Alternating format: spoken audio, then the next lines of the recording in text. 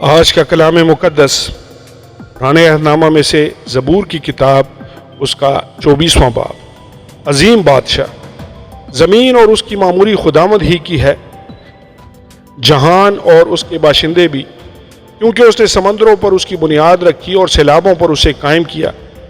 خداوند کے پہاڑ پر کون چڑھے گا اور اس کے مقدس مقام پر کون کھڑا ہوگا؟ وہی جس کے ہاتھ صاف ہیں اور جس کا دل پاک ہے، جس نے بطالت پر دل نہیں لگایا اور مکر سے قسم نہیں کھائی۔ وہ خداوند کی طرف سے برکت پائے گا، ہاں اپنے نجات دینے والے خدا کی طرف سے صداقت۔ یہی اس کے طالبوں کی پشت ہے، یہی تیرے دیدار کے خواہاں ہیں، یعنی یعقوب۔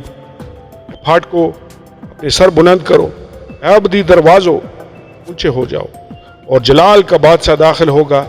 یہ جلال کا بادشاہ کون ہے؟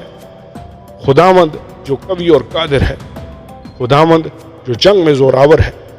پھاٹکو اپنے سر بلند کرو، اے ابدی دروازو ان کو بلند کرو، اور جلال کا بادشاہ داخل ہوگا۔ یہ جلال کا بادشاہ کون ہے؟